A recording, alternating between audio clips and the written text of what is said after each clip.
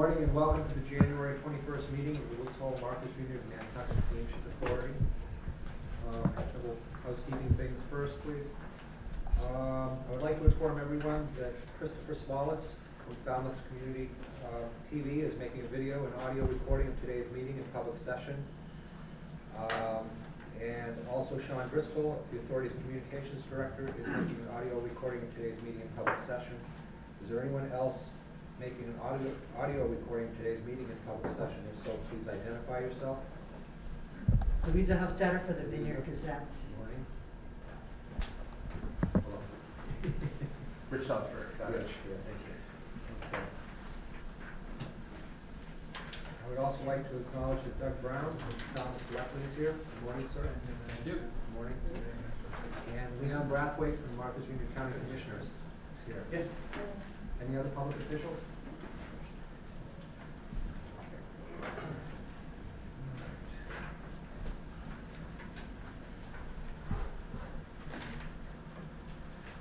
like to start off with the approval of the minutes.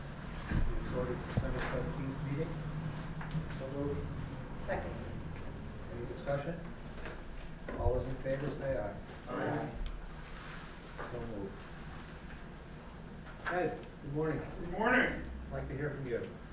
Thank you very much for having me. This is my first act, at least in front of you guys as the chairman. So just give you an update on what we discussed. And George, if I miss anything, I'm sure I'll feel in the back of the head.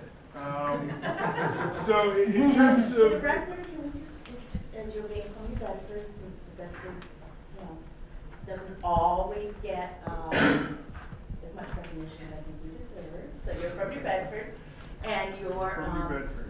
and you run a very successful port. Yes, I am the port director and the executive director of the New Bedford Port Authority. And we're very proud of him in New Bedford. So. Thank you. I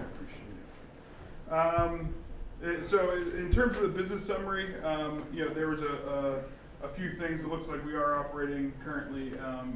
We operate at a loss, but it looks like we'll still be able to be in the black. One thing that the Port Council did recommend was quantifying the recommendations from the HMS report, really understanding what to this point has the costs have been for things like the command center and the additional employees. So just early understanding what the costs of the HMS report have been, we think that will be helpful in terms of public outreach and giving people an opportunity to see what changes have happened and not just sort of talking about more subjective things, but actually, the numbers that the changes have cost the numbers and the benefits that the changes have cost the authority. We did receive an update on the Woods Hole terminal, both the water side and the new terminal in terms of the actual the waiting area, and we did recommended to approve that you approve the debt management policy that was included in our packages and in your packages. And then we had a great presentation about the learning management system by Janice Kennefic, which I think you guys will also see today. And it all also shows sort of the movement in terms of really making sure that the employees have the resources that they need to continue through their training and really keeping the authority on the right track. The last thing we did was we actually canceled our February Port Council meeting just because of when it was going to fall and it being a short month. It made sense for us to just pick it up in March. So, any questions on our end? Was that comprehensive enough, George? There's a rousing endorsement. All right. Any questions? I would like to encourage you, if you hear us discussing something that you have discussed, and if you have input in it, I would like you to join our discussion. Certainly. All right. Thank you, Mark. Thank you, Mark. Okay, Bob. Good morning, everyone. Before we actually get into the agenda items, I just did want to bring, before we get started, provide you with a quick update as to website had some issues this morning. This is the general internet opening for the Vineyard Route is today, starting at 5 o'clock, and we experienced some issues with our website. Despite the extensive preparation and load testing that had occurred prior to the opening date, this has occurred, and it is preventing our customers from making reservations to travel. After several hours of working with the website developer and the systems vendors to try to diagnose and repair the issue, we made the decision to delay the opening so that all of our customers could plan their day. We delayed the opening first until 9 a.m. and then subsequent to that, we changed it to noon. So that way the working people want to make sure that the the website's responding as it should be. So while this is obviously an unacceptable result on the biggest reservation day of our year, especially since now we've had issues 2 of the last 3 years on the opening day, we'll look to ensure that the reservations open as planned and customers are able to book. We'll do a full accounting of what went wrong and what has to be fixed to make sure this doesn't happen again. And I apologize to all of our customers for the inconvenience that this has caused, and we're going to make it a top priority to make sure that we get this resolved and get to the bottom of it. So.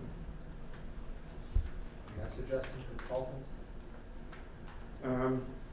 You know, we have the website developer, we have vendors from IBM, the network server people, the consultant from the reservation system. They're all in-house at the moment trying to resolve this, but probably wouldn't be bad to have someone else take a look at this. So.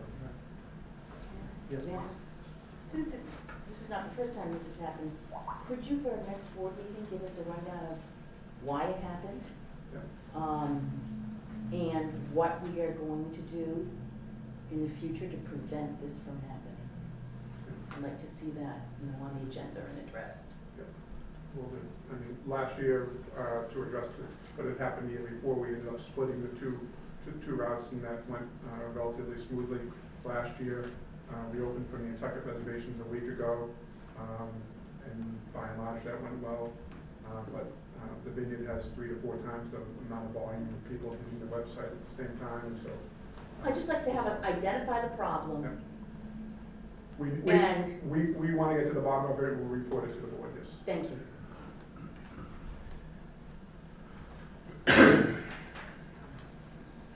With that, back to the agenda, results of operations.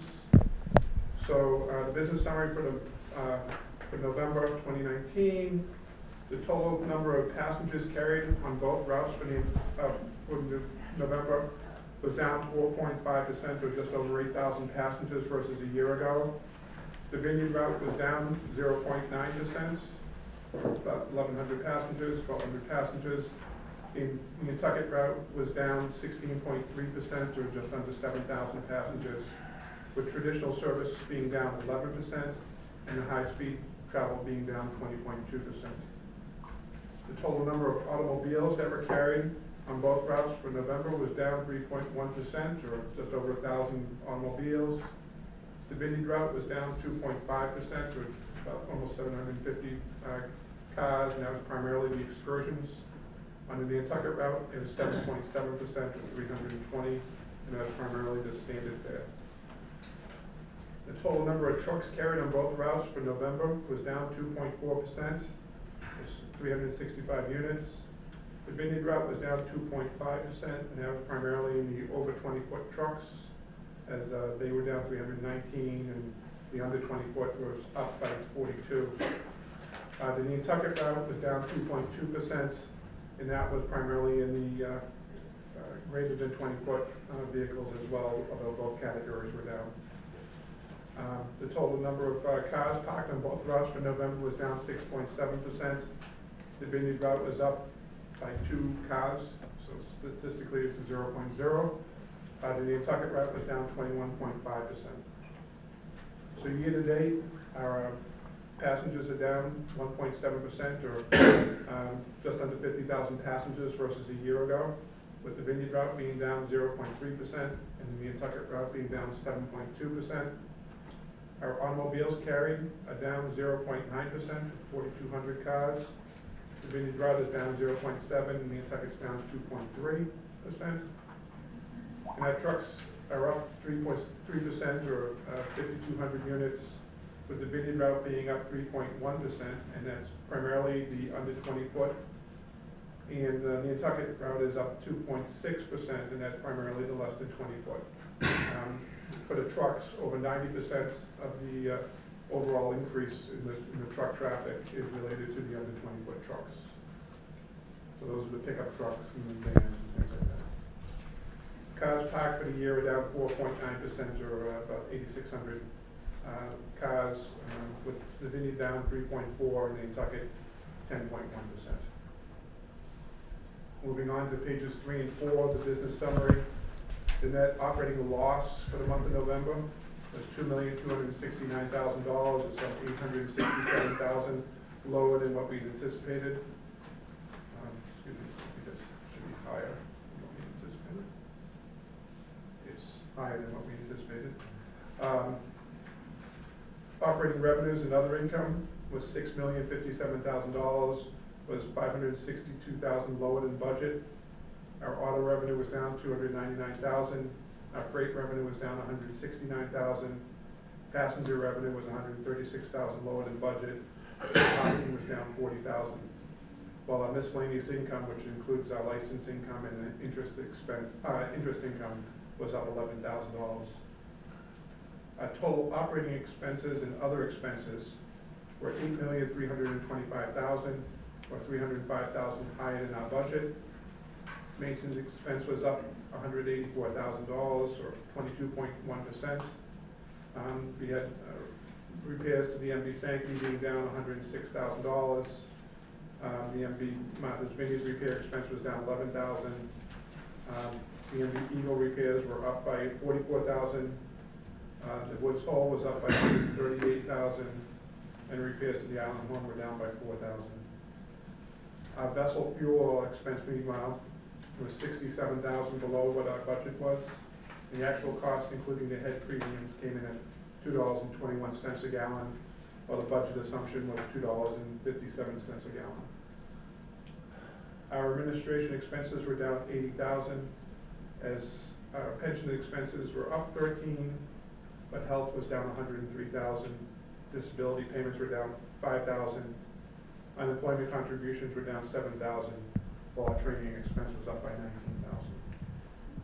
So during November, the vessels made a combined 1,746 trips, which represents an increase of 82 trips, or 5% versus the budget for the month.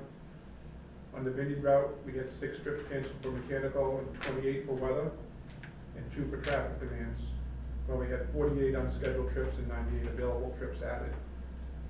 On the Nantucket route, we had 0 trips canceled for mechanical, 45 for weather, and 2 for traffic demands, while we had 15 unscheduled and 4 available trips added. Moving on to pages 6 and 7 of the business summary. The net operating income year to date as of the end of November was $5,935,000, with some $4,543,000 lower than what we anticipated. Total operating revenues and other income for the year are down $1,520,000, while our operating expenses and fixed charges were $3,023,000 higher than what we anticipated. So with that, Mark and I would be happy to answer any questions that you may have. I'd just like to say that 1,746 trips, 6 trips canceled for mechanical reasons. It's very good, thank you. Working on getting it lower. Just saw Delta Airlines won best airline of the year with 82.9% on time. And I'm sure we're in the 99 plus. Thank you. Bill? Did you have anything else, Mark? Not on that one, if I can move on, Oh, if that's what. yes, please. Oh, yeah. So next, we have the Woods Hole Terminal Reconstruction Project. So for quick update there, and then we'll have Bill can show us slides. So during the past month, Jay Cashman has continued to work on the north passenger pier, driving the piles and setting the concrete pile caps. They also set the false work for the 30-inch diameter piles and the false work for the 96-inch monopiles.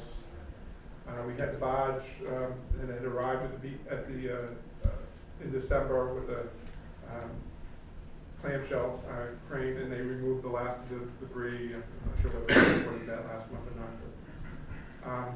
The ringer barge did start to drive the monopiles, and after some delays with the weather and everything, including they had to replace 2,500 feet of the boom cable that had a defect in it. They've driven 9 monopiles, I think, at this point. Is that correct? Using the vibratory hammer and/or the impact hammer. So they have completed a mock-up of the passenger canopy at our Gifford Street lot, and you'll see a slide showing that it has a. One of them will have the nautical charts of the Woods Hole area waters, and on the other one will have the nautical charts of the big nautical waters. So. One thing that we did discover is when they were driving the monopiles, it caused a portion of the bulkhead that was installed last summer to shift. We had that same issue with the soil liquefaction, and that's why they had put off doing the bulkhead work. The middle slip until this was done, but it actually traveled far enough to get to the some of the portion that was already done. It shifted it both downward and outward. I think it was 5 and 6 inches respectively. So we're looking at what remediation we'll need to be doing there.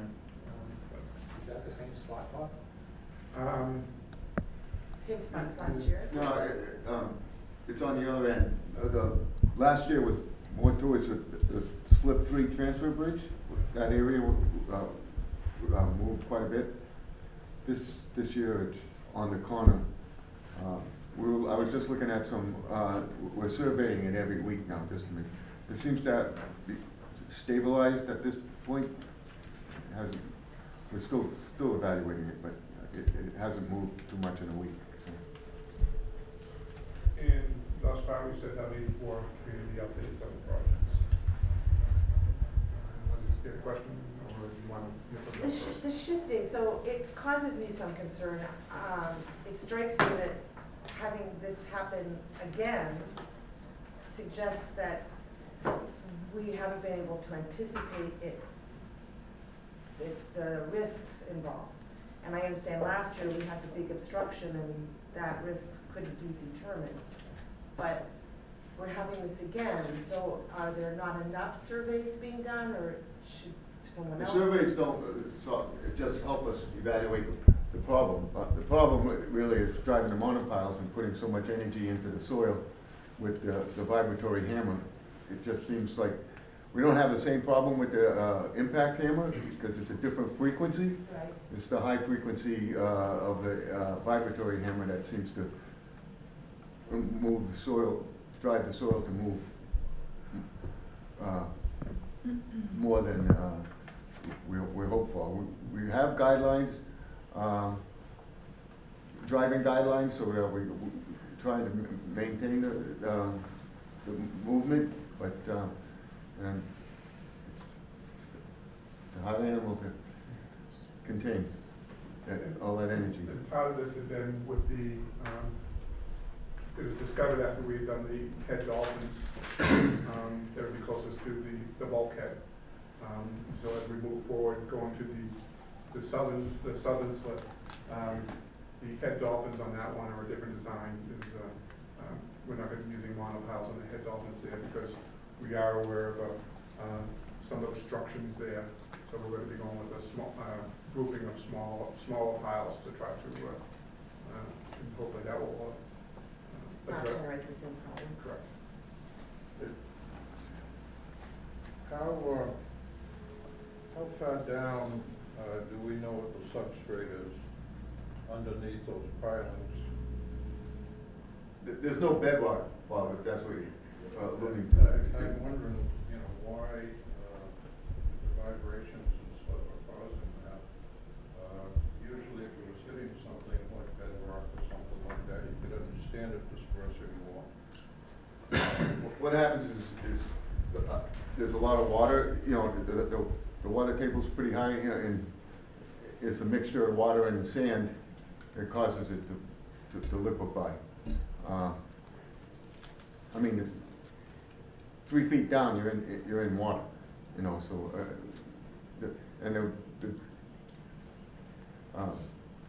it's just, difficult. It's not an uncommon problem. I mean, they've had problems at Quonset Point with DCA's had the same problem at Quonset Point. It's, driving shoulder piles, so it's the hazard of what we have to deal with.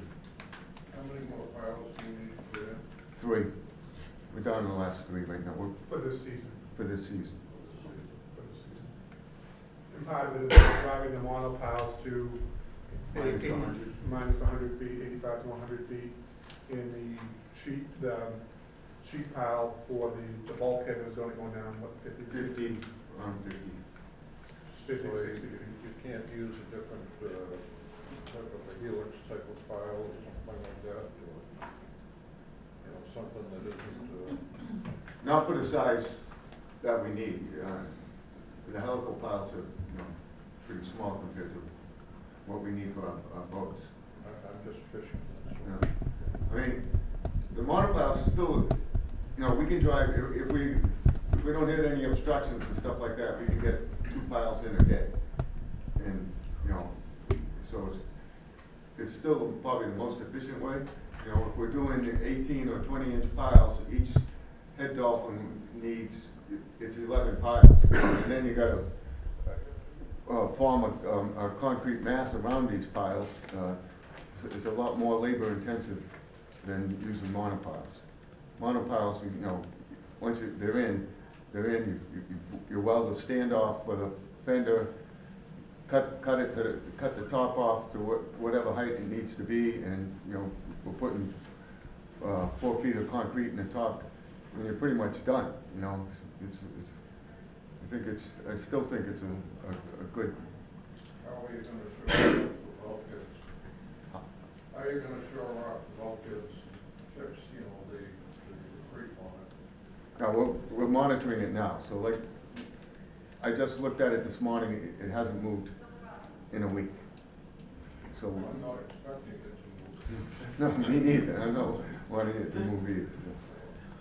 So does anything have to be remedied in the areas that have shifted? At this point, I don't think so. It's not as nearly as severe as last year.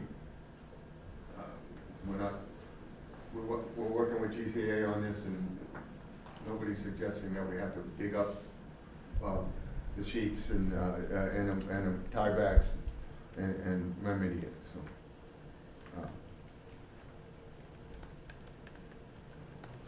Reconstruction. Yeah.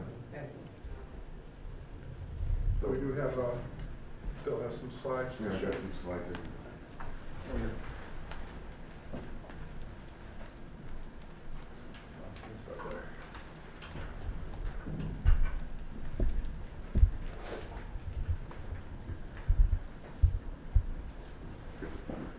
Kim, you ready? I was ready.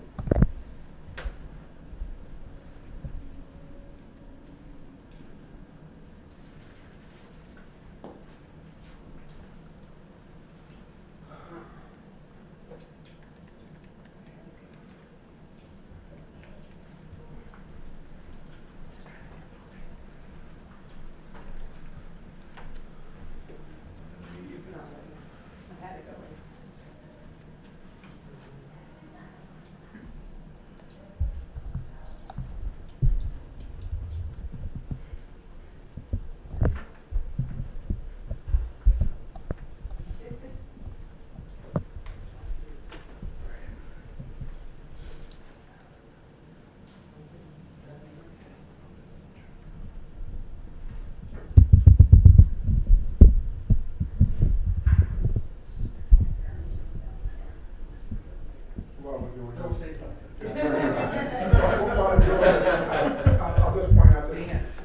trying to, we continue to try to work with Cashman. Since we last met, we did have an issue with the motor vessel gay head coming in. We were trying to do a switch to get the container and gay head back to their scheduled positions. There we go. And Thank you. the gay head, when it was approaching the southern slip, there was a speed, the wind speeds, it was blowing pretty good. The gay head, after he got into position well south of the southern slip, the wind, the prevailing wind was from the south, the tide was bringing it back, and you could just see it caused the boat just to go walk sideways, and it did have an impact into the barge, into the one of the monopiles that was there. But you can see we were able to get a video of it and saw that the captain was doing everything that they could to try to get out of that situation. But we ended up, that was a cancellation that we ended up having here in the last couple of weeks. So. And I might add, one of our most experienced captains. Yes. And our lowest profile boat. Correct. Yeah. In both cases. So was there any damage to the boat? There was a dent in the forward section and some paint transfer to the barge, and the Cashman is having the barge surveyed to see if there's any damage there. But So can Cashman put some fenders on his barge? we've talked with them about that from a practical standpoint. The issue is that once we need to avoid hitting it, obviously. And even with the fenders, the issue could be with the spuds being down. What's that mean? They have these metal spuds that they raise, and when they get the barge in position, they lower those into the soil underneath to keep the barge in position. We're concerned about, when the vibratory hammer to drive those monopiles weighs over 200,000 pounds. Right. And the monopiles themselves weigh upwards of 100,000 pounds. So we obviously need to stay away from hitting the barge because it could compromise the crane. So we've talked with them. They were looking at putting in, was it 3 temporary? 2, I think. 2? It was 2 positions, but I think 3 of them. Okay. In 2 additional spots, driving a couple piles to try to keep it separated from the barge activity. But in the meantime, the best thing is then to be able to finish driving those monopiles and get that extra barge out of there. So. Because if contact causes any damage to the barge, Cashman's going to look to us to remedy that, right? That's correct. To our insurance, yes.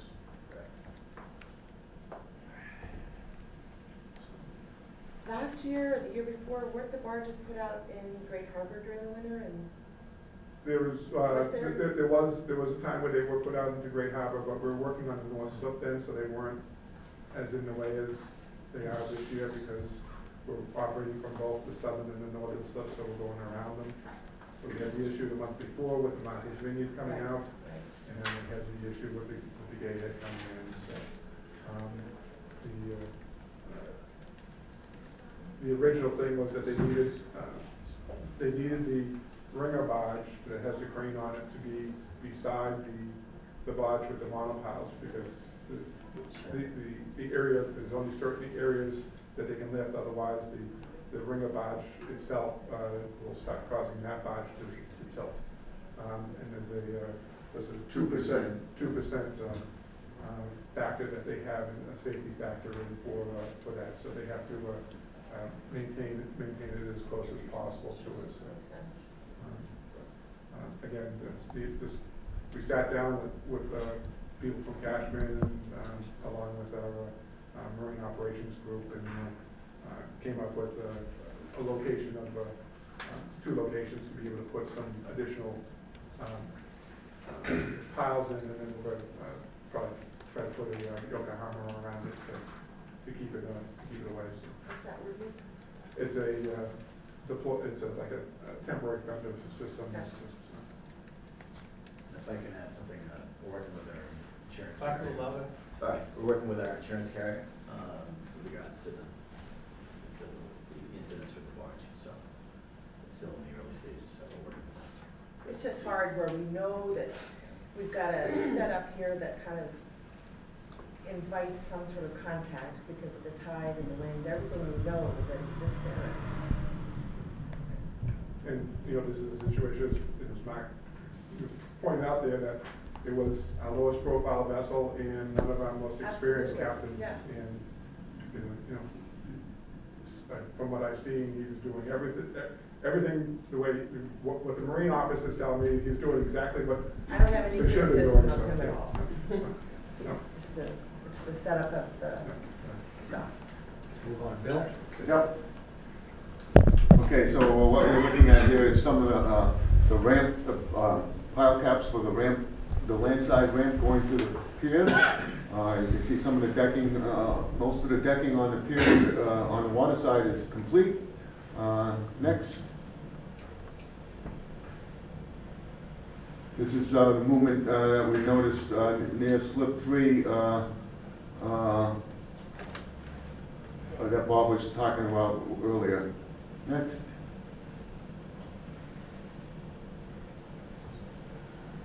This is the canopy mock-up. That's the glass, that image is laminated into the glass, and that's the wood that we're going to be using. These wings are next. Go to the next one, Kim. I think there's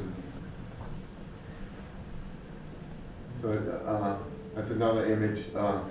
Each wing is about 12 feet long, so it extends. It's going to give you a pretty good cover. Next, Kim. And point out that that's just a mock-up, so that they didn't put them in the right order. They already put them in order? Yeah, what you can see is the standoffs to hold this glass. This glass is good for, I think, 90 mile impacts at 90 mile an hour winds. It's pretty hefty. I think, And what for projectile? what's that? What for projectile hitting it? What kind of No, projectile? if a branch is coming at it and hits it, will it break it? What's No, it's good for, it's tested with 2x4s at 90 miles an hour. Thank you. Next. These are the standoffs to hold that glass. It's a pretty fancy system to hold that in place.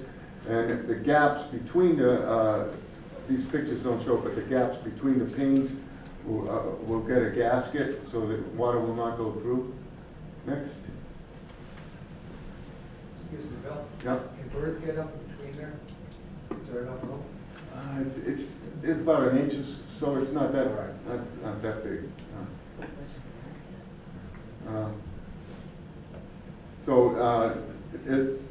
This is going to be uplighted so that you can see lights in between the rafters, and the column itself is going to be it has to be poured concrete on the pier itself. Next.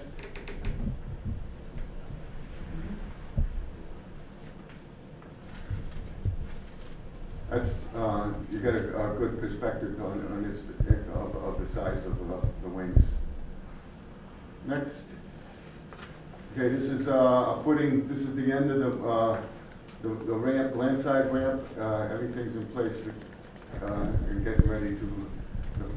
This is where the canopy is going to stop, right in that location on the land side at the slip. Next.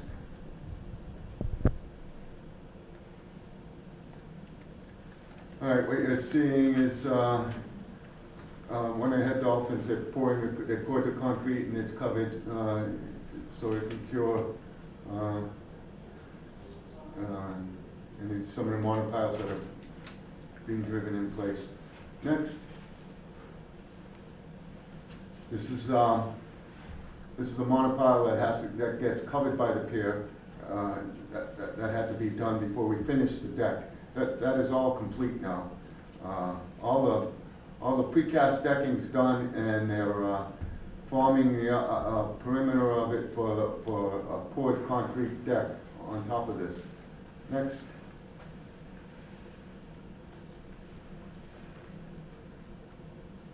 These are the cages that go into monopiles for the concrete, at the top of the concrete. Next.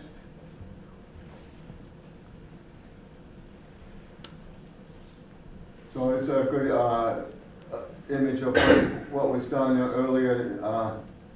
We have quite a few more piles in at this point.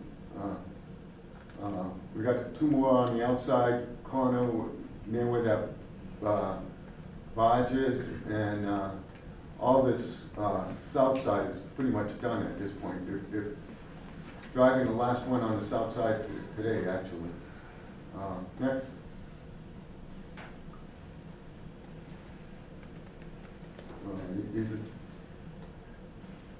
These are just 2 piles that are in place, not in place, they just stood up so that then they pick it up with the crane and the hammer. They use this as they call it a rack. They just use that falsewood as a rack. That location is where the float is gonna be for the pier. So there's a floating barge that we're gonna have for a pier for a handicap accessibility for our passengers. Next. It's a good aerial view of the work of the slip. It's starting to take shape. Right now you can see that corner of the, you can see the, I'm just gonna, the new bulkhead corner was here. The past week we've probably gone almost all the way across, so we've had good luck driving the bulkhead since these pictures were taken. Next. Just another aerial view. Next. Is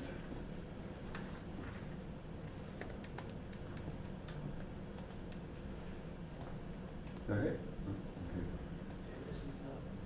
Yeah. We're on 18. One more. Okay, so this is the proximity. You can see that number 21 pile, the one that we were talking about that the gay had hit. You can see it gets pretty close here.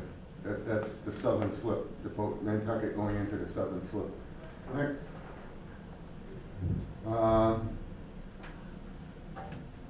Yeah, just another aerial view. That's it.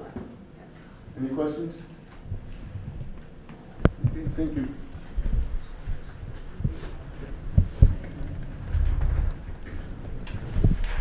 So, continuing on with the Woodfall project, the architectural team is preparing to present to the Falmouth Conservation Commission later this month on the 29th. The 1-story terminal and 2-story utility building concepts. And then following that, we'll be going to the Falmouth Historical Commission after that. The Department of Environmental Protection was notified of our intent to have a 1-story terminal building instead of a 2-story building. That was originally included in our Chapter 91 application, and we're requesting an amendment to our Chapter 91 license due to this change in the overall footprint of the building. And then the staff will be holding an open house here tomorrow afternoon between 3 and 4, and again between 6 and 7 to answer any questions that relative to the concept being presented that we presented to the members back in November. So. Well, on that note, I just got the letter from DEP saying that accepting our minor modification without an amendment with a single-story building. So I just came in the mail today. Good for you. Even better. Okay, HNS recommendation? HNS, so just a quick update here regarding this safety quality management system, SQMS. Now that the draft of the gap analysis that was prepared by Safety Management Systems LLC has been completed, SMS is heading into development and implementation of the project. They were on site 2 weeks ago and are developing a risk assessment register. And one of the ways that we'll be communicating the progress to the employees for this project is via an SQMS alert, the first of which we sent out by email and a physical copy and a paycheck this past week to the employees. So as elements of this, of the SQMS are done, so for instance, the fuel transfer procedures, we're not waiting for this, for the entire system to be done, we're getting those out after they're completed to the vessels. Regarding the learning management system, or the LMS, we continue to populate it with various material, working on a training matrix for that. One of the things that you'll be seeing here in a moment will be a demonstration of that system, including, we'll talk about we'll probably be adding an employee portal to that, so that way it can be a way to be able to disseminate, again, information to all of our employees. The request for proposals for consultants to assist in developing the strategic plan was issued back in November. We've had over 26 firms take out the package thus far. The proposals aren't due back until the end of February, but we have received 6 to 7 comments seeking clarification and or additional information. So we'll be issuing an addendum shortly to address those questions. And then regarding the vessel operations project, we are in the midst of executing changes in our organizational structure. As part of that realignment, the position of Director of Engineering and Maintenance was eliminated. The Engineering and Maintenance Department now falls under the authority of the Marine Operations Department, with Director of Marine Operations, Mark Anderson. I feel strongly that this change will not only begin the process of making the authority structure less flat, as was pointed out by HMS, but it also aid greatly in the communications in our operations department. So the engineering staff and vessel crews will all be under the same command. So we previously announced that Kyle Walker, formerly the Director of Engineering and Maintenance, is no longer with the authority, but I did want to take this time to thank him for his service over the years.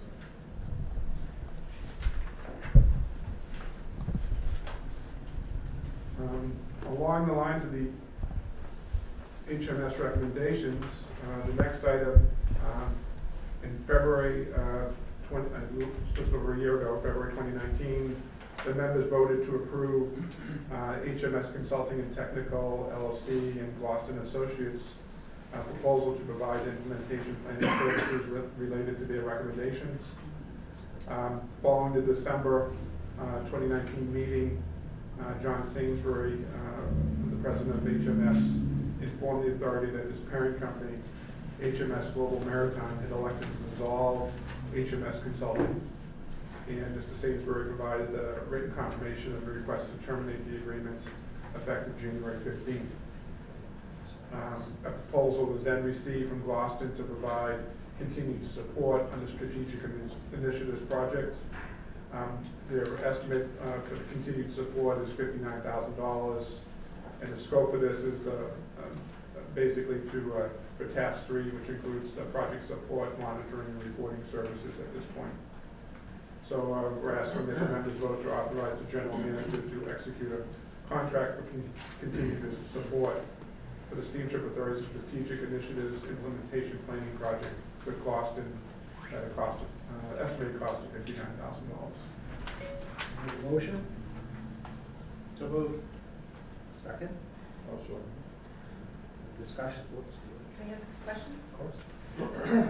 We're covering the same, this proposal covers exactly what is not going to be done now by HMS because HMS is Correct. reconfiguring. Correct. And is any difference in cost between the two, with what was going to be done by them and what might be done now by Gloucester? Yeah, so I believe that the fee schedules, the hourly schedules that they had were the same. They hadn't updated that. They were actually going to be bringing in John Sainsbury as a sub on the project, so he'll remain as part of the team. He'll just be submitting his bills to Gloucester, who will then in turn submit them to us.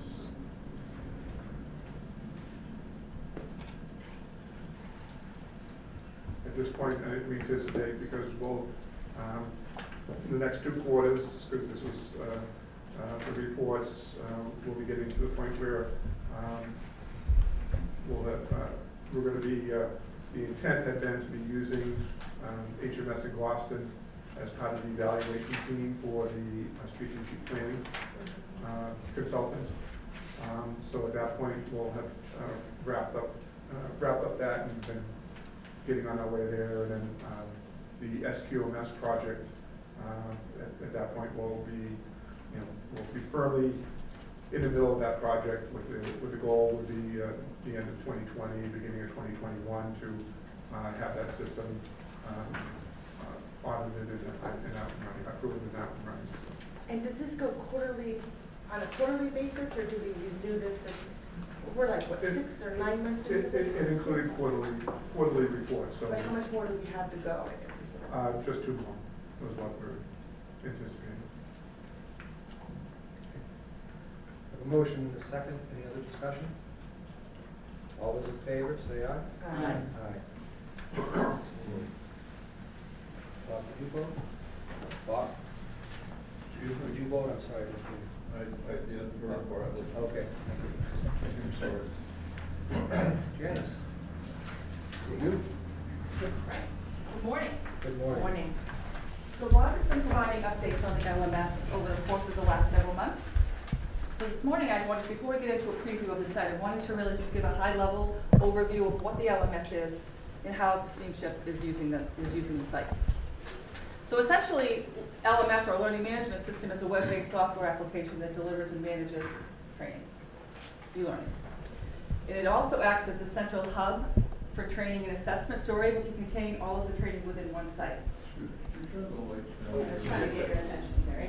Oh, sorry. My problem. Yeah, I'm gonna get out of here. Yeah, okay. No problem. Thank you. It also provides unlimited access to the training module, so employees are able to access this site 24 hours a day, 7 days a week, as long as there's an internet connection. So they can take the training at home, they can do it at some off time at work.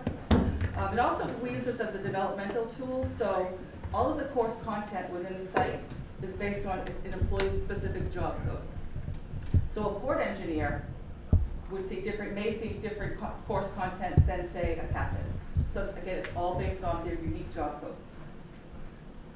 And it also provides us the ability to track. So in the event we need to produce confirmation that an employee has a license or they've completed a certain certification, we're able to pull that information right from the site, where in the past, all of this data was stored in employee files. Next, Kim.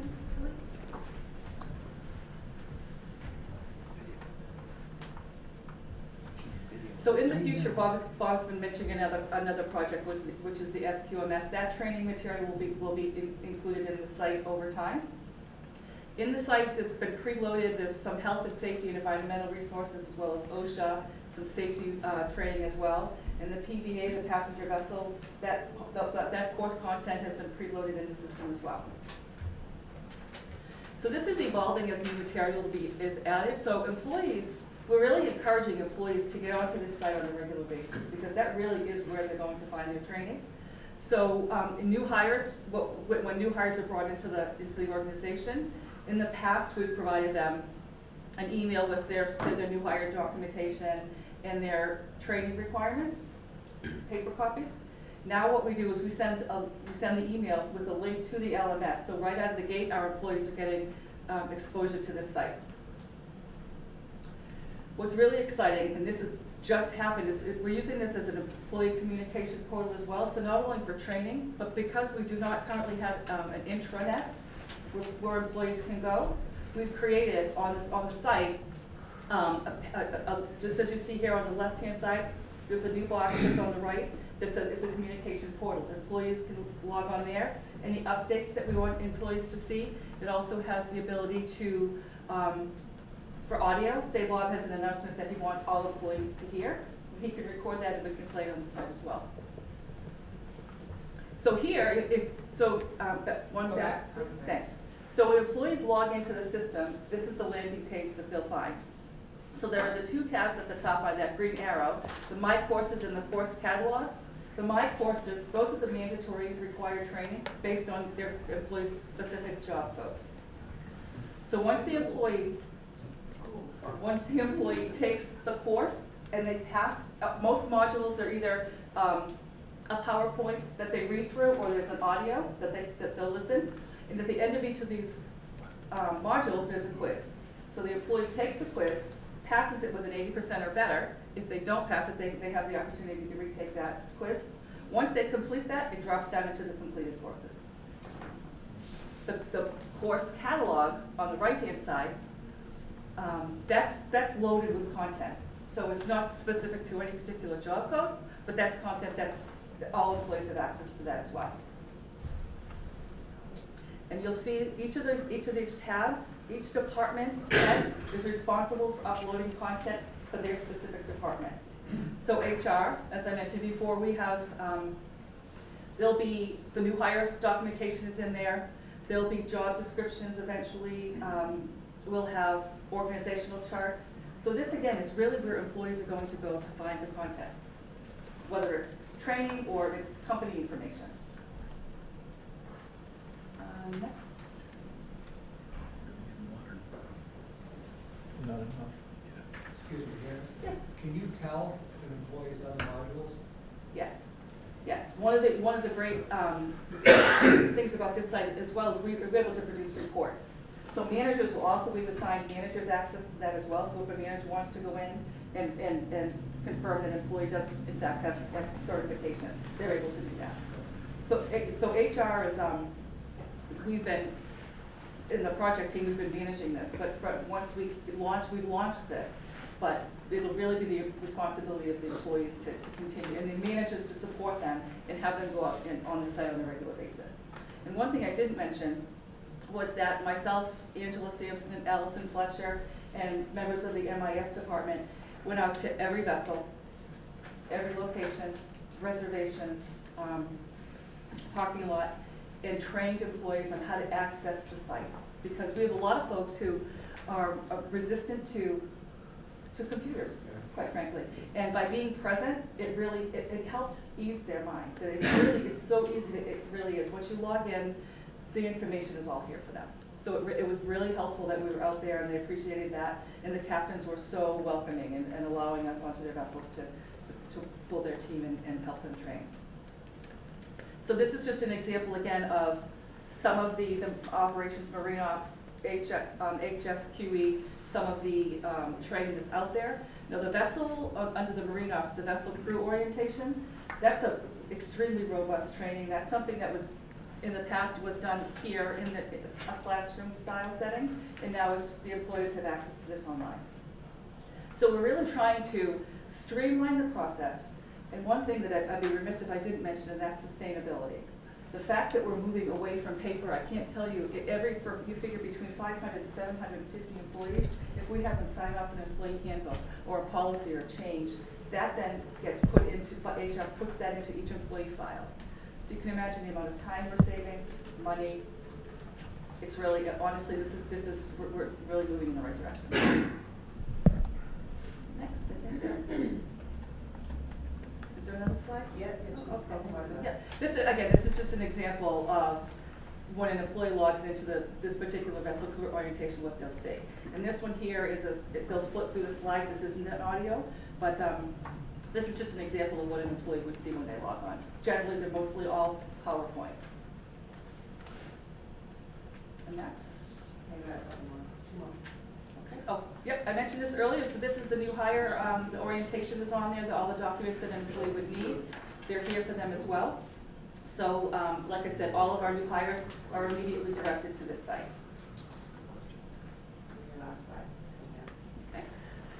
Okay.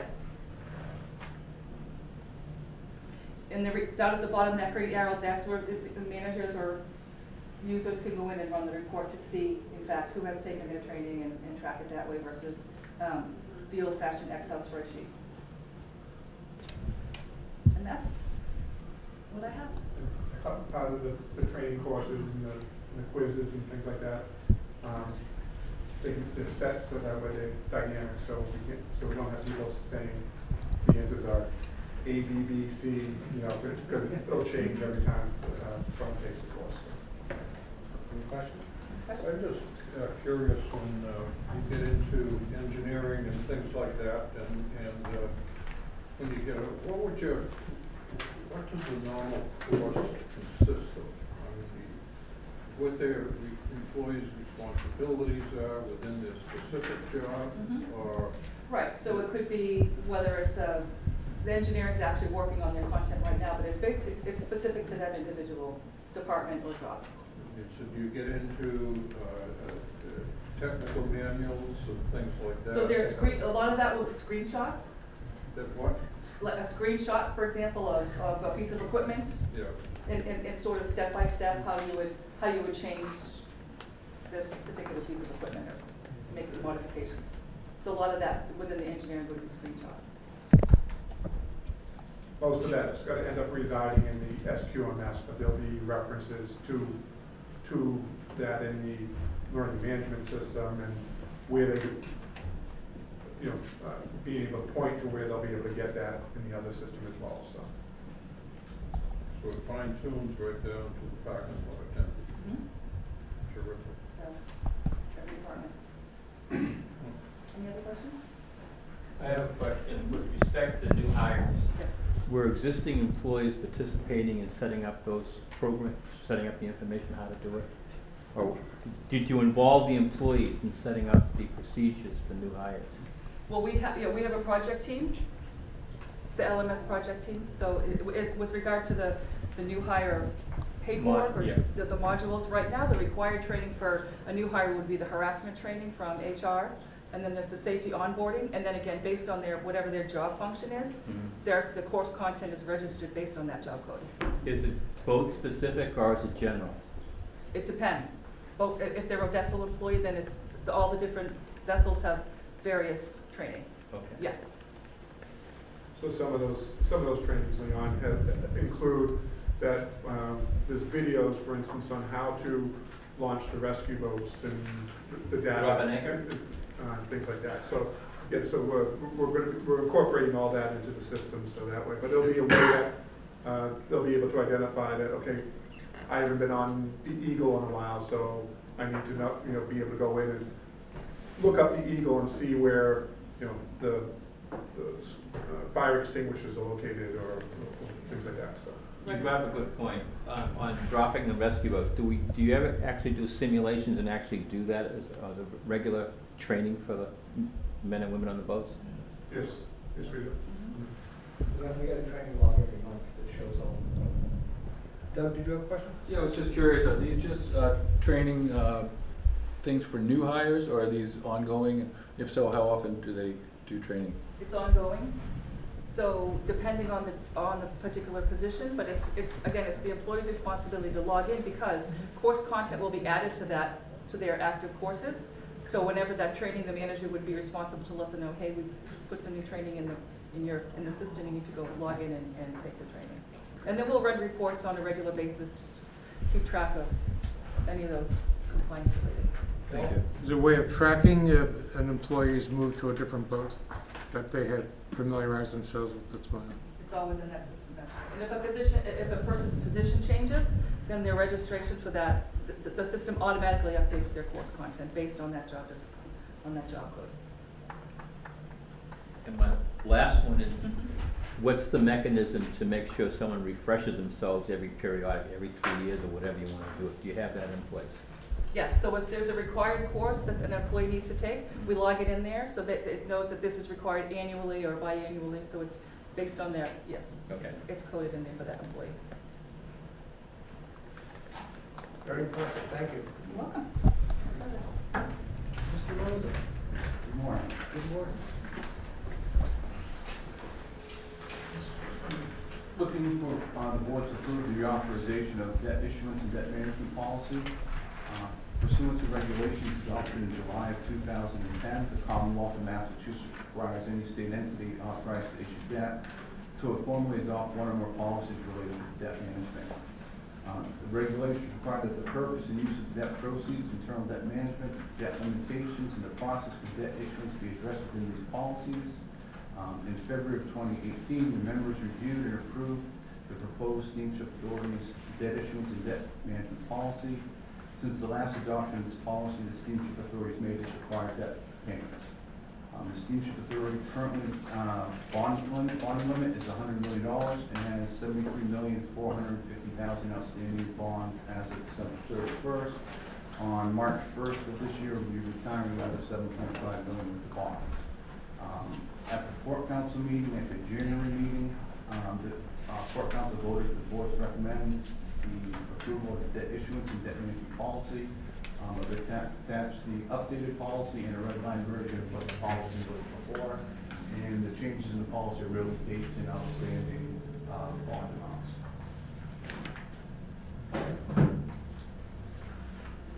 Need a motion? I'll make a motion to approve. The second it. All right, any questions for Mark? Just a couple. So where will this lead us? I actually read this whole thing, which is less than boring and less than difficult to understand, more than difficult to understand, I should say. But in any event, just the bigger kids, what will our bond be after passing this? In other words, where will we stand on our? That's the next item on the agenda. This is for adopting how we maintain our bonds, issuing what we do with the funds. The next item on the agenda is looking for the authorization to issue additional bonds and retire bonds. And I don't want to intermingle the two. Yeah, well, I read both of these, I just, no further questions. Any other questions? All those in favor say aye. Aye. Thank you. Okay, go on. Mr. Jones graciously segued into this next topic. Looking for the proposed resolution of the Steamship, the authorization of the sale of Steamship Authority bonds. As just previously mentioned, we have a bonding limit of $100 million. Currently, we have $73,450,000 worth outstanding bonds. On March 1st, we're going to be retiring another $7.5 million, which will leave us with an outstanding amount of bonds of $65,930,000.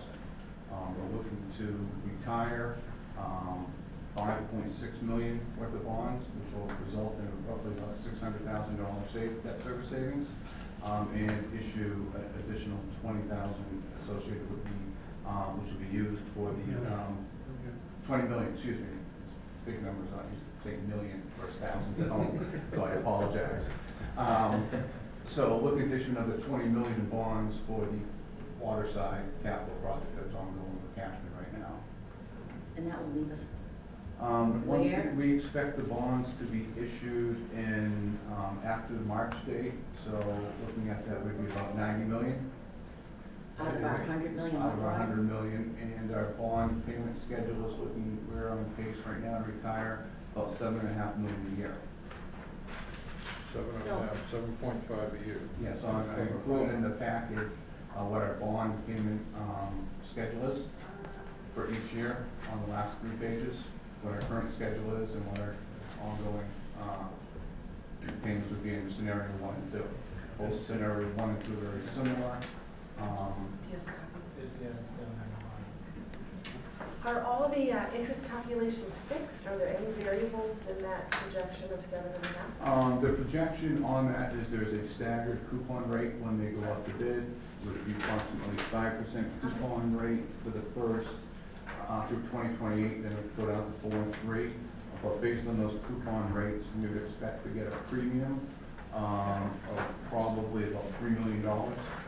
So instead of issuing 26 million, 25.66, it would be about 20, probably about 22 and a half, in that area. So I think if you go to the last page in the staff summary, it illustrates what Mark was pointing out, that right now we have about 73 million in outstanding bonds. We're looking to advance refunds, these 2019 Series B bonds, with about $5.6 million. We anticipate about $600,000 savings by doing that. We'll retire that, but we have to increase the size of this bond issue to do so, and then the $20 million for the project. So at the end of this, we're anticipating that we'll be at just under $93 million, but we're paying off $7.5 million a week or two later, so we'll be around $85 million. But we're only authorized, right, for 100 million? 100 million. Is there any conversation about looking to increase that 100 million? As we look at our capital budget going forward, that'll be part of the discussions, but at this point, the projects that we have, the rest of them are under the replacement fund But I'm projects. interested in, for example, a new boat or, Yeah. They'll be part of the capital budget. We do a 10-year projection, so we'll be looking to see what we need to be doing on that. We are looking to retire these as a fairly short period of time on this. what is the process that we have to go through to increase that $100 million? We have to have one of our representatives up at the State House propose an amendment to our Enabling Act. And have there been any talks about that? At this point, no, because there had been earlier, about a year and a half ago, we looked at that, but we didn't have any definitive plans on why we would need to be going over 100 million at that time. So, but again, when we look at the capital budget here, it's going to be something we'll be looking at. Okay, so let me ask a question. What would we do if we wanted to build a boat right now? If we wanted to build a boat right now, well, first off, we'd have to get the design and engineering done. How would we finance? Well, the design and engineering is going to take some time. Even if we were to take the design and engineering for the Woods Hole, it's going to have to be updated because it's going to have to be Tier 4 engines. So all those plans have to be updated, even for the Woods Hole. So there's some time there. So again, we'll be paying off a portion of this. The rest of it would probably be that we would have to go back and get an increased bonding limit. Is there, on this schedule, how can I tell what we have outstanding in 21, 22, 23? Where is that number? Do you understand the question I'm asking? Yeah, so you're looking for subtotals? I'm looking for totals for each of the years, yes, each of those years. Yeah, we can get that for you, but basically those last columns there, we're proposing it to be about $93 million in bonds outstanding, and we've been paying them off that principal amount each year on March 1st, is what we've been paying them off. So that's why I said that come March 1st, we'll be around 85 million, and then the following year, 77 million. And 70 the following year. And over, oh, I'm sorry, Bob, no, go ahead. Overall, the reconstruction, the changes to the Woods Hole Terminal reconstruction project, overall, is it fair to say, and am I reading correctly, that the change orders and the increased cost and the increased accounting fees and all the rest of it has added about a $10 million increase in the project?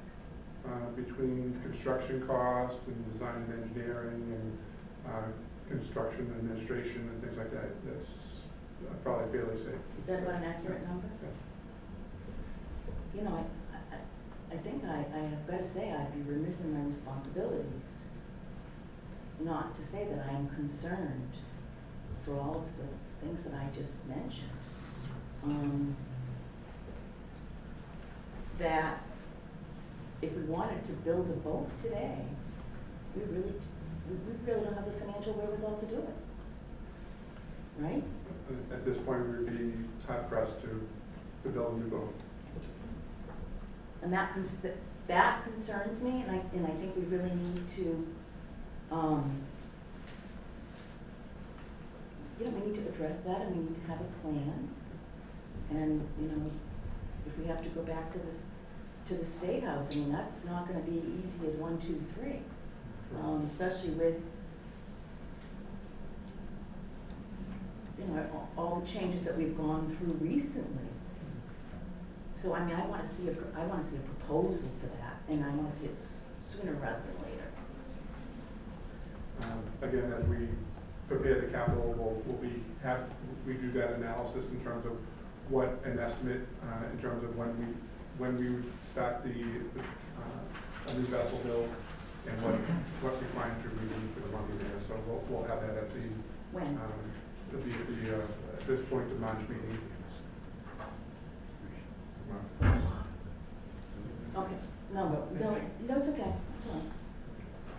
Yeah, I can remember when we started this project, one of the comments that I made was I thought we were living on the edge by, $60 million project. Basically, we're getting close to falling off the edge with the $60 million project because we're pushing our bond limits, right up to the tilt here, and there will be in the future other things that might necessitate, this here. I think in building a boat, we might as well just, realize right now we're just gonna have to go back for more money to build a boat.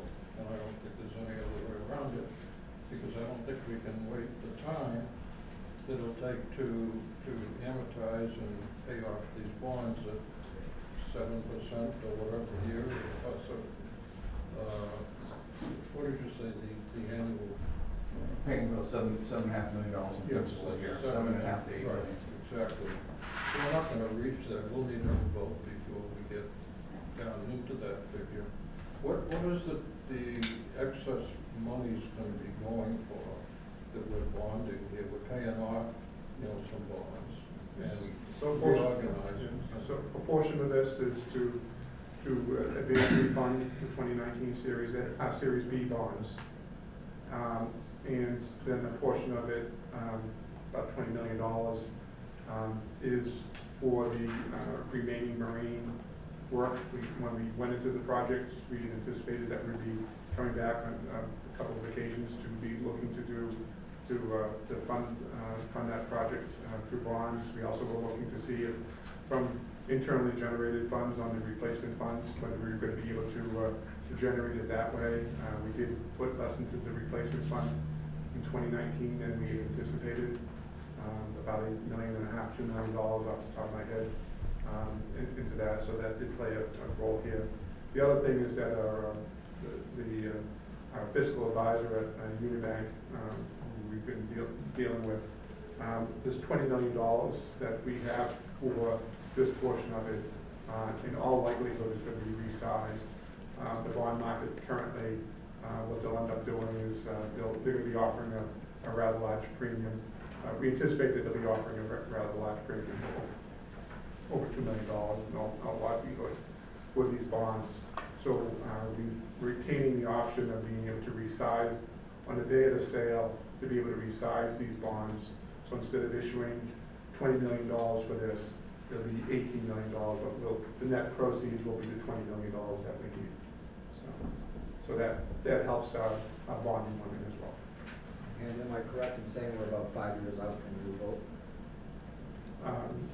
I think the last capital budget that we had presented to the board, I think had this year that we'd be doing the design and engineering work. This year. This year. Are we still going to? Well, we still have the whole thing is the decision as to what type of boat, what do we need? Is it another, for instance, is it another Woods Hole or what do we need first that we have to do that evaluation? And then if it is, for instance, a Woods Hole or whatever, then we go back and, that'd be a starting point. And as I pointed out, even for that vessel, there's going to be design and engineering work that needs to be done because of the requirements from the time that we build the boat to the time that we get to the point of building the next one. Regulations change and things like that. And for instance, on the Woods Hole, not only do we have the Tier 4 emissions that we have to address on that, we're also looking at we need to have side loading on that type of vessel, so that way we're not having people having to conflict with the automobile traffic coming in along all the transfer bridges. And how much would a new boat cost? I realize there'd be a major range depending on what kind of boat, but roughly. So Yeah, so 40 the, million, I was gonna say 40, 50 million. yeah, so the Woods Hole came in at around $40 million off the top of my head. It was about $2 million in design and engineering and $38 million construction cost.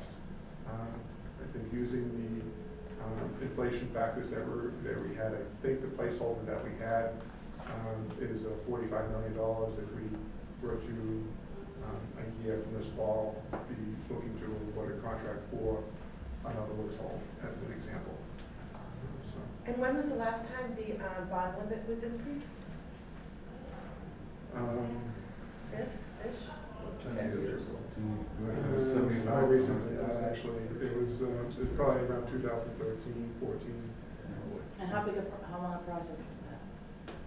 Actually, it wasn't that long. And how big an increase? Not that long, what is that? It was, Quantify that? it was just a matter of a couple of months. And that was, As long as the legislature is in session. and that was 75 to 100, correct? Yes. One thing looking for is possibly, do you add a inflationary, or is it not, can you add an inflationary to keep track, keep pace?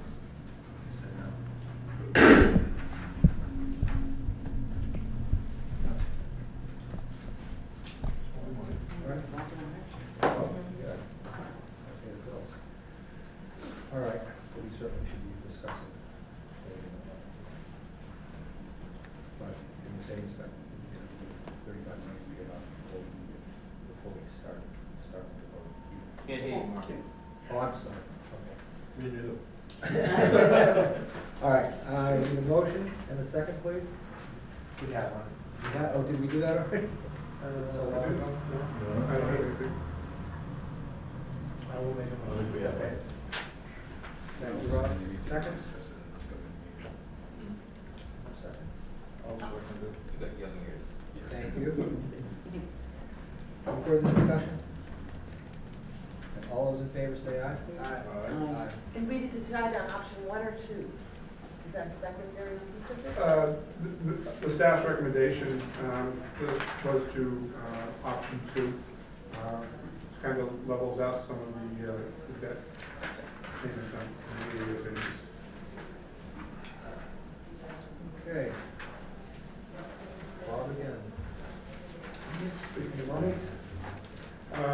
Seeking to have the members authorize the general manager to award contract 02-2020, dry dock and overhaul services for the MV Container, to the lowest eligible and responsible bidder, Nesco Marine of North Kingstown, Rhode Island, for a contract price of $895,791. The container is scheduled for shipyard availability from May 27th through July 7th to undergo its Coast Guard required hull exam, machinery inspections, underwater hull cleaning, painting, hull plating, and replacements and inserts.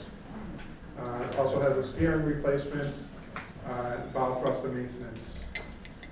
The budget for this dry docking came in at just the budgeted number was just under $905,000. We sent drawings and specs to 10 shipyards. We did get 2 bids.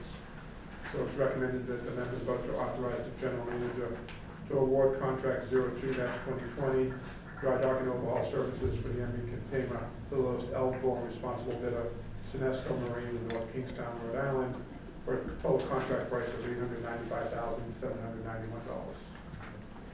Need a motion and a second for purposes of discussion. Motion to approve. Number 2, okay, thank you.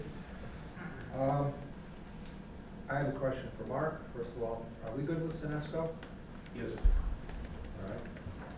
And secondly, what is the gap time between when this RFP goes out and they have the response time?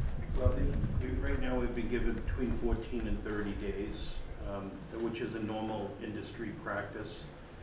We try to get the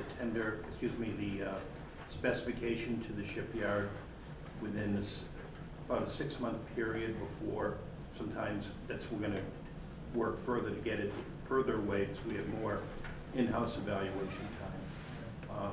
And we give them a 30-day to produce a tender. We give them the opportunity after receiving to do a ship check and the final tender, and it goes in a closed bid to the procurement.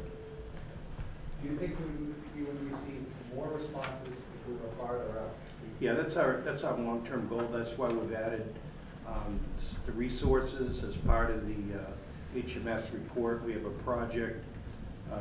project engineer, which is dedicated for shipyard specifications. I believe that you'll see the movement go probably approaching 9 months would be optimum. So that's our goal. All right, thank you. Any other questions? No? Okay. I have one question. How many other boats will be on service during that period? This is in the summertime, so Yeah, I know. all of our other vessels will be in service. So there'll be just one boat offline? That'll be the only boat that's offline, yes. So we won't have a spare boat? No, it's the same situation we've had the last few years with the Sankey, because it's only a single crew Monday through Friday. In the event that we needed, that would be placed in the service. All right, motion and a second. All those in favor? Aye. All right. Aye. So moved. Okay, Bob. Okay, so next, requesting a vote of the board to authorize the general manager to execute change order number 53 for contract number 09B-2012, Woods Hole Terminal Reconstruction Project with BIA Studios at a total cost of $885,681. This change order is for design, engineering, and construction documents necessary for permanent terminal design.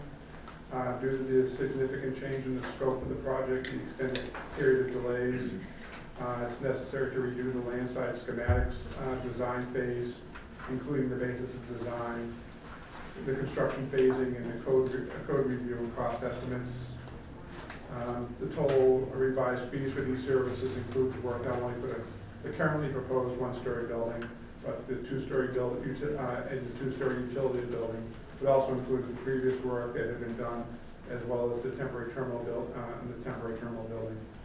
So we're recommending that the members vote to authorize the general manager to execute change order number 53 for contract number 09B-2012, Woods Hole Terminal Reconstruction Project with BIA Studios in the amount of $885,681, and that's related to schematic design, design development, and production of construction documents for the landside design. Okay.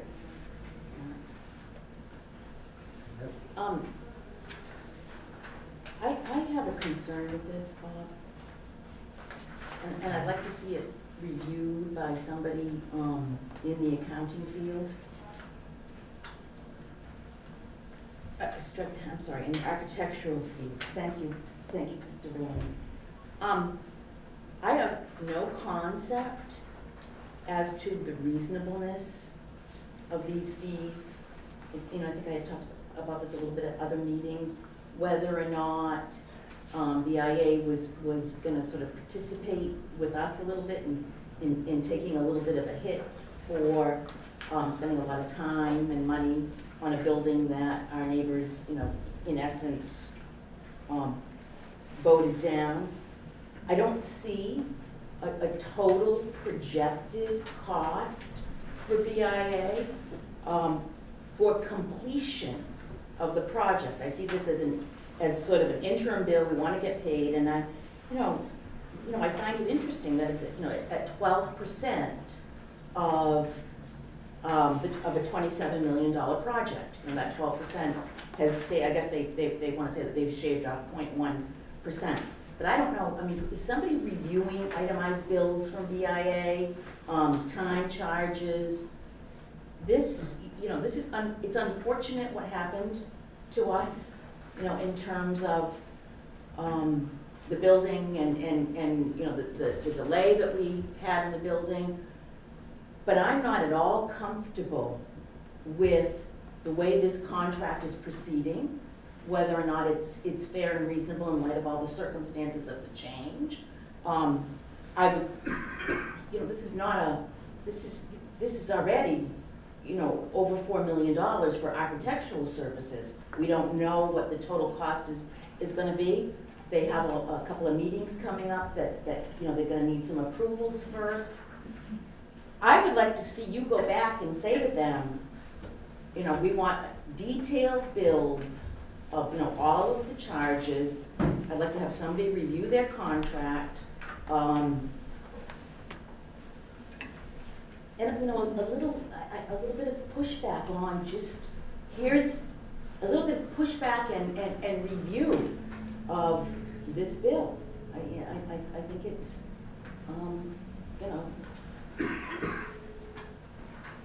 I don't feel comfortable approving that. So, in terms of review, just, the invoices that are submitted are reviewed by Bill, in terms of what activities that they've been performing, and that, I assume that you're talking about an independent review, someone outside the organization to go through it. Yeah, okay. That hasn't done. Another architect, we sort of talked about, you and I at one point in time having a conversation with them saying, hey, our board is really. I've had those conversations with them, particularly about this one, as I got it, that, I needed a better explanation as to what's been going on and why these changes. Part of this had been the design effort that had already been taking place for this, and I explained, well, we pay for change orders for these additional changes, and part of it is the scope of this project has now grown by a year in terms of getting it done. We now, with the one-story terminal building and the two-story utility building, we now have to be looking at how we phase in that construction, because now we have to make sure that we have a place for our employees to go during the construction, and so which building comes first, and how do we get, and that type of thing. So. I'm going to move that we table this until our next meeting, and I would like a greater explanation, a greater analysis by both staff, whether or not we should submit the entire contract and all the changes to an outside architectural firm for review. There's got to be some sort of a firm like that. I mean, this just seems. It just seems to me that, the project is increased, so we're gonna get our 12%. That's what it seems to me. And I don't know that that's the case, but architectural fees approaching $5 million on this project seem very, very high to me. I don't totally share questioning the fees. I question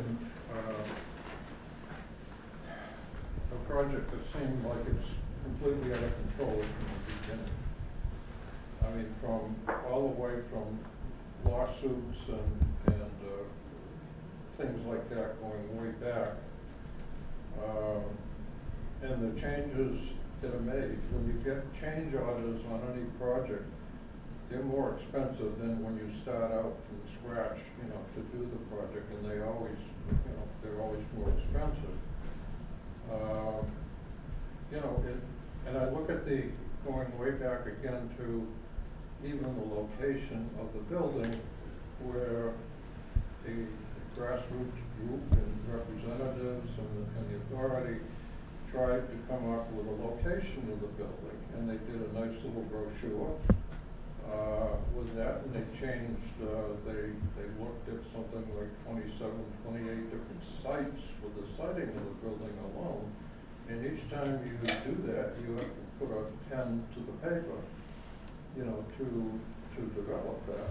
And over the year, I know last year, one of the first things I said when I was chairman is I want this wrapped up next month, and that was starting in January, and to be wrapped up. It didn't. It went out, and we had a year of hearings and things like this. you've got to know that all of that time and everything else costs money. And when they come up to a completely different design, they got no choice but to charge money for that redesign. But we voted for it, and we've accepted the thing. I don't blame necessarily them, for what I thought, we really should come to terms early on, a year ago. Continually, just magnify the problem, and now we're paying for it. It's not a surprise to me. It's just not a But the surprise. magnitude, I understand, Mr. Jones, that, there's gonna be some changes. I understand that, but I think my concern is, are these changes fair and reasonable? Are they supported by a thorough review of the underlying invoices?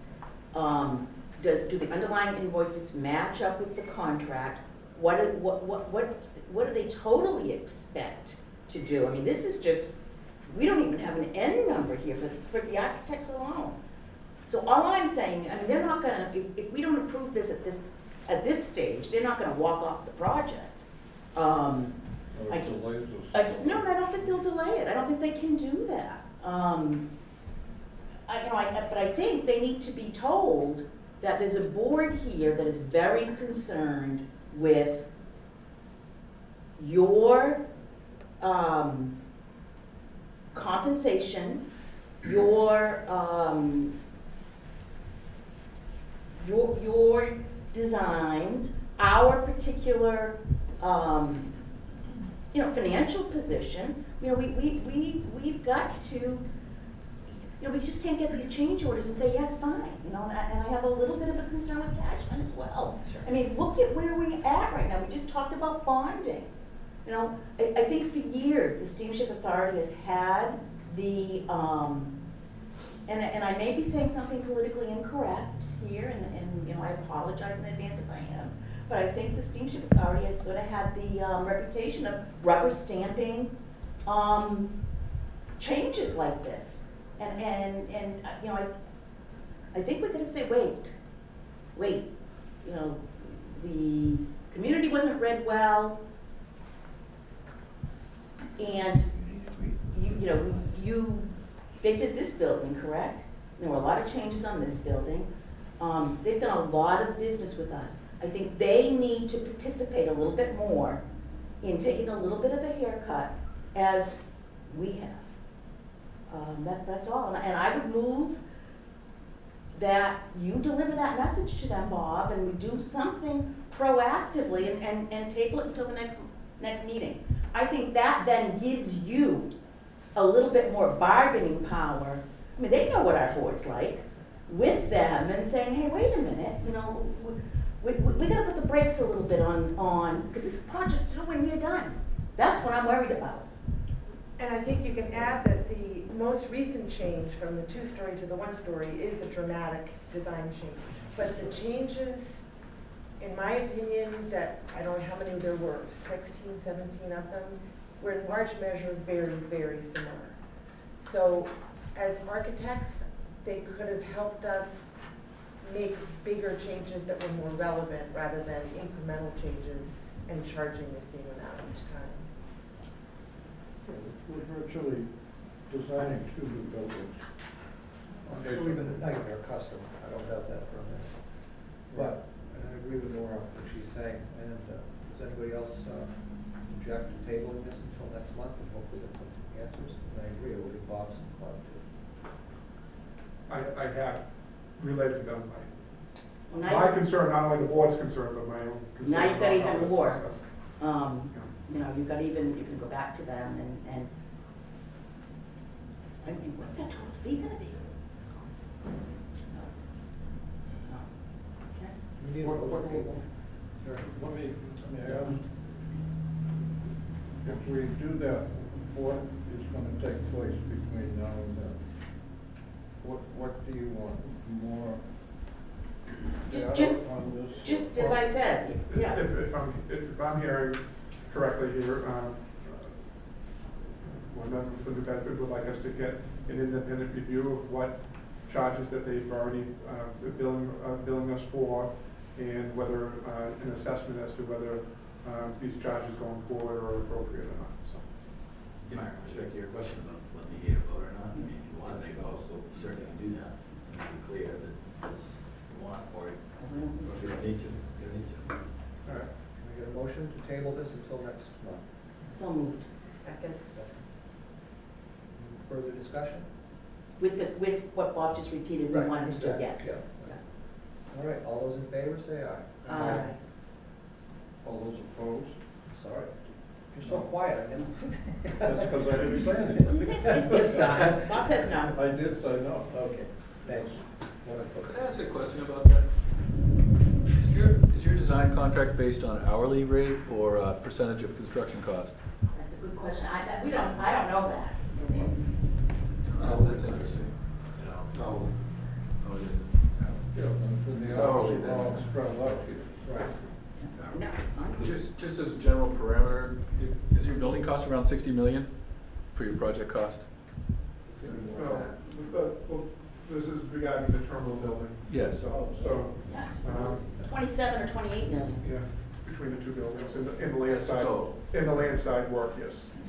And that's not even done. Just an industry standard is somewhere between 12 and 16 or 18%, depending on the level of scope of the building. But if you're on an hourly basis, you're probably going to have trouble, pushing back against that. Well, I don't know your answers, the answers to your, which is why I want to see this done. Yeah. Well, thank you.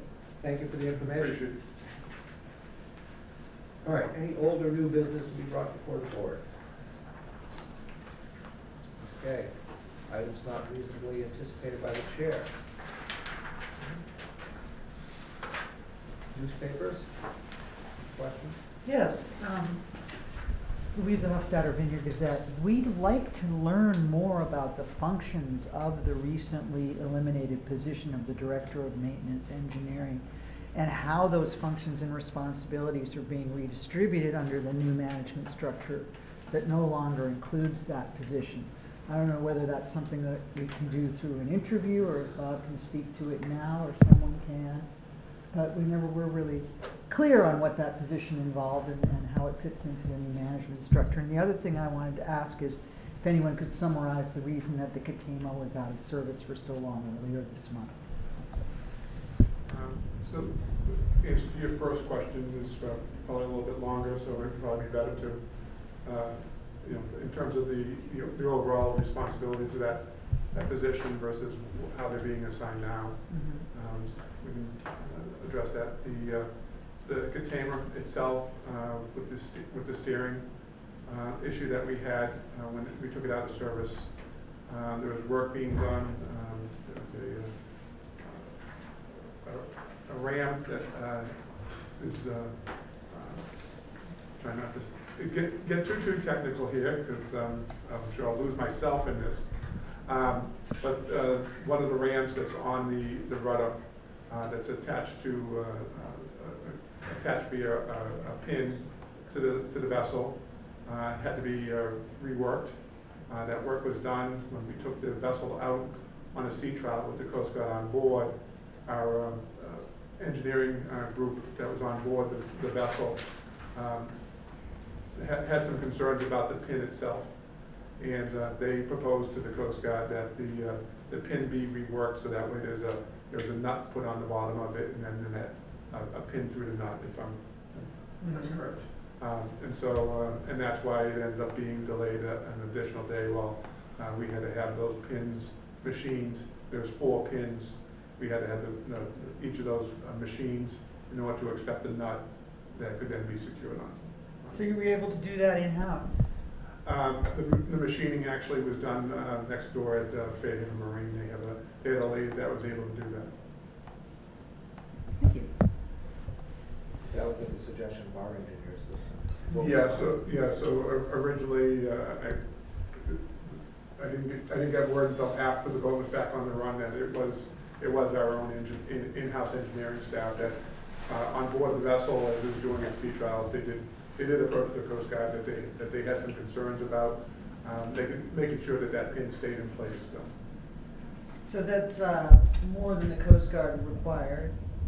Coast Guard didn't require them to do that, to bring the vessel back into service, to do the pins. I think at the point they approached them, I don't think the Coast Guard had indicated one way or the other whether they were gonna pass the vessel or not, so.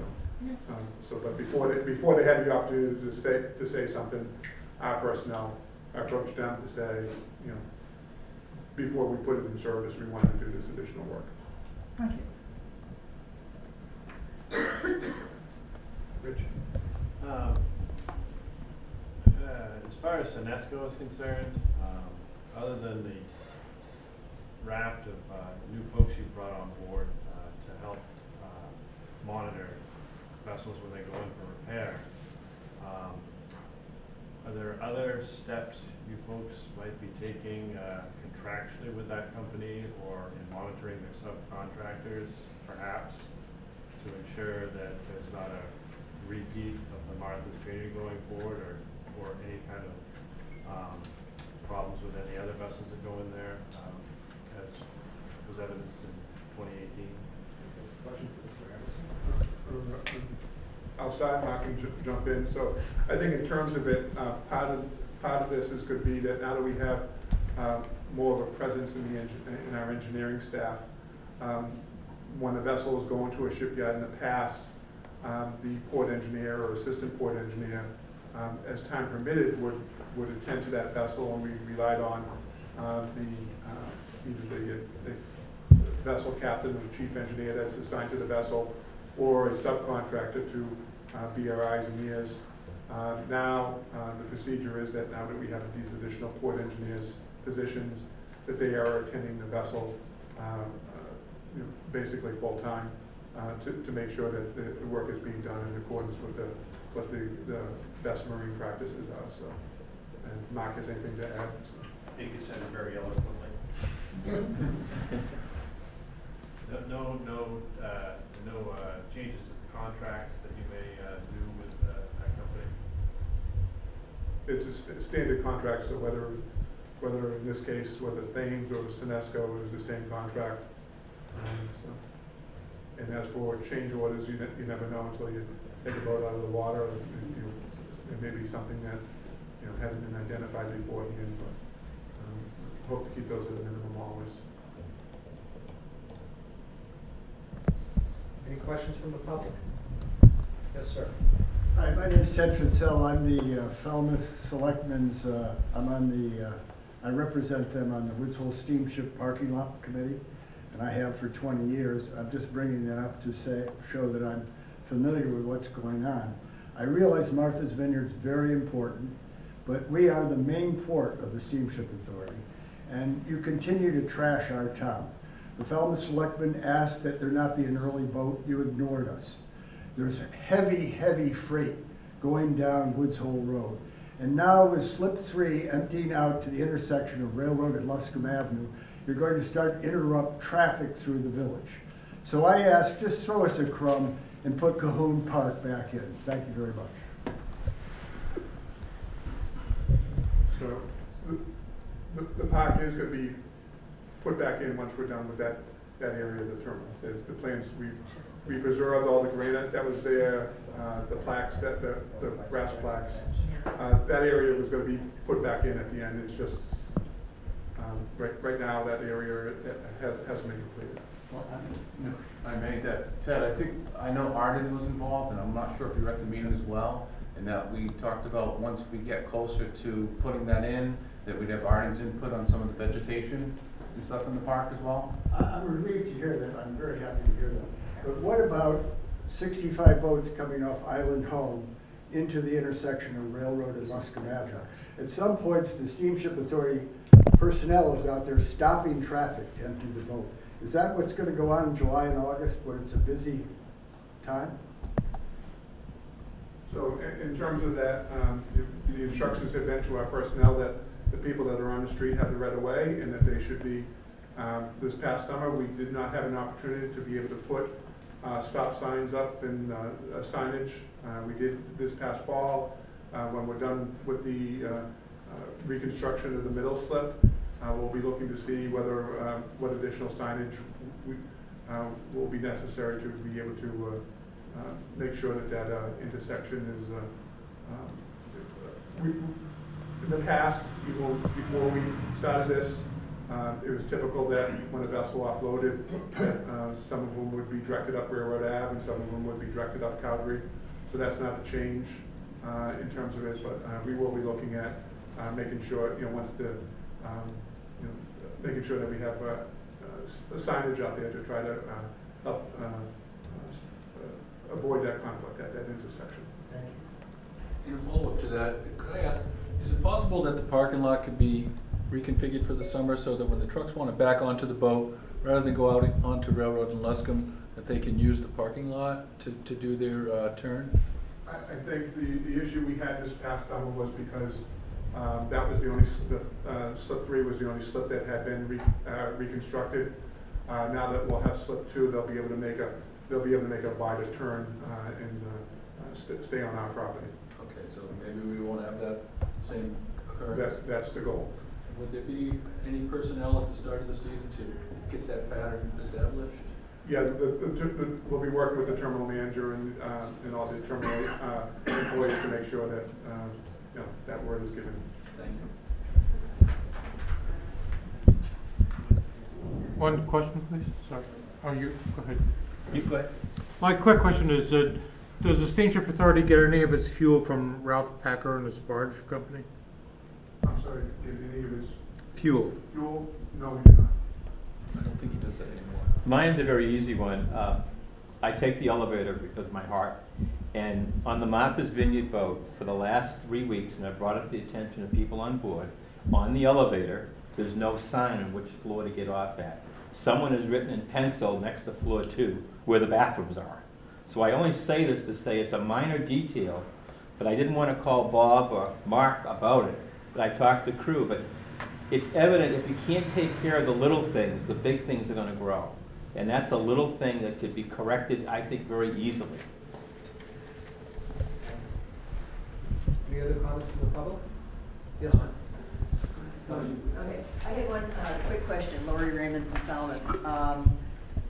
Will cars and trucks from all the slips, 1, 2, and 3, be emptying into Railroad Avenue in Luscombe, or will some of them be exiting onto Calgary Avenue, the old way?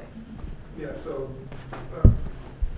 the vehicles that are offloading from the southern slip primarily go up Calgary. The ones that are in the middle slip, they get diverted. Some of them go towards Railroad and some of them to Calgary. And the ones that are on the northern slip, those primarily go up Railroad Avenue. And how is that determined, that diversion from the middle slip? The terminal people, as they go, they'll send a few cars one way. It depends upon what the traffic. I mean, if there's tour buses and things like that are staged off in front of the terminal building, they'll have them all go up Calgary. It all depends upon the vehicle load and what access to be able to keep traffic moving. My final comment is that I'm Doug Brown. I was recently appointed by my Falmouth Select Board to represent the board on the Long Range Planning Task Force. So I look forward to that and finding initiatives and opportunities for long range planning to bring to your board for your consideration. So thank you. Thank you. Yeah, that leads me to, I had a question, do we have an update on not only for the working group, let's see, there's the task force that Doug Brown is involved with, and then the working group that, the immediate traffic working group right around the terminal. Yeah. What do we know about how they're doing? At this time, only the town of Falmouth, I take it back. The town of Falmouth has appointed for the working group. It's Doug Jones along with Nate Trumbull. From the island standpoint, and actually now that I'm thinking about it, I should have brought it up. A representative from the Martha's Vineyard Commission was named as a member of the group. Neither Tisbury or Bluffs, who have been approached, have named anyone to that. My understanding is that they will be taking that up at a selectmen's meeting later this month, which escapes me, but I have it in my calendar to attend.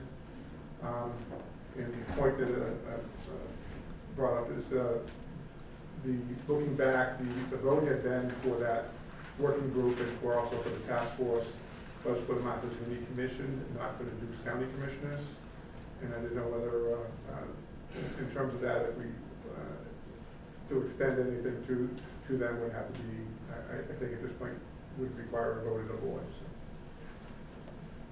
They have, back to the working group, there was a session held. There was obviously no quorum present. Right. There was only one, Doug Jones couldn't make it. He had a family issue. Nate Trumbull did meet. And I think until we need to get the other communities involved here first before we go too far down the road on this. Because these traffic issues that, the immediate, with the trucks coming off and whether or not there's enough of a radius with the placement of the new building, I'm concerned about that. If there's an accident or something stalled over on the left side, we want to make sure that the trucks will have enough room to move around and won't be hemmed in by a building too close. So that was one of the things that operationally we were concerned with, and that's why we went and had some experiments done where we put cones out and we had the drivers, try to make sure that we had adequate swing radiuses and things like that. So. Good. Okay. Obviously, the Steamship Authority, has to work with the towns. Towns have to work with the Steamship Authority.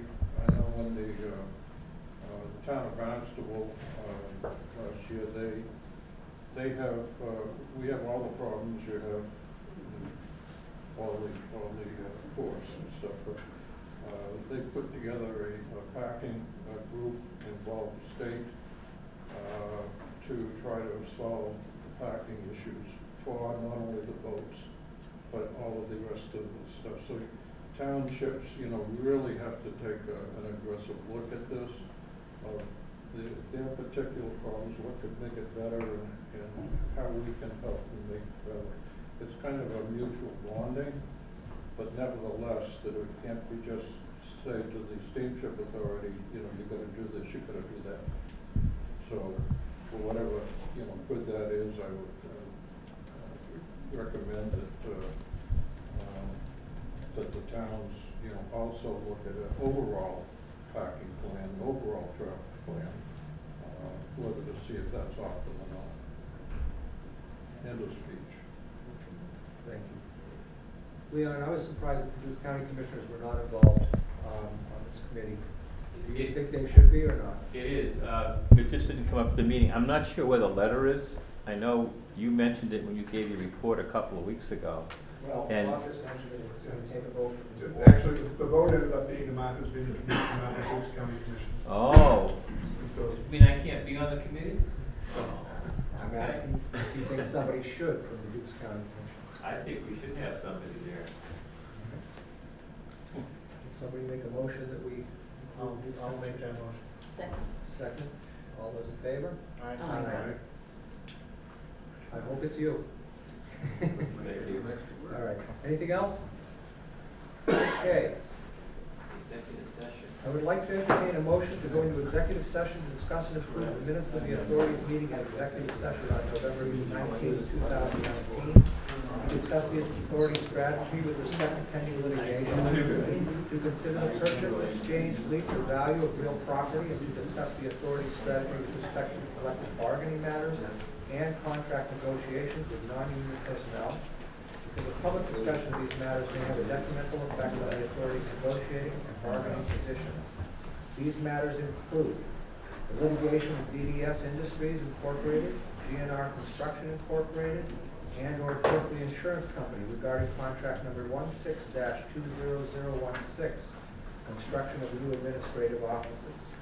Litigation in regards to Woods Hole, Martha's Vineyard, and Nantucket Steamship Authority civil action number 17-CV-12473-NMG, U.S. District Court of the District of Massachusetts, and the potential release of real property at 485 Thomas P. Landers Road, Falmouth, Mass. The members may also conduct contract negotiations with Mr. Davis in executive session. The public Good. No, that's right there. what it says. He's good. Everyone says, but it's not true. I was like, wait, yeah, where'd that come from? Right Okay, there. Sorry, my I fault. didn't say that. My fault. I copy and paste this sheet. Yes, my fault. The public disclosure of any more information with respect to these matters would compromise the purposes for which the executive session is being called. After the conclusion of the executive session, we will not reconvene in public. Again, may I have a motion? So moved. May I have a second? Second. I need a roll call vote. Mr. Jones? Jones, aye. Tierney, aye. Wilson, aye. Randy, aye. And Hanover, aye. Thank you very much.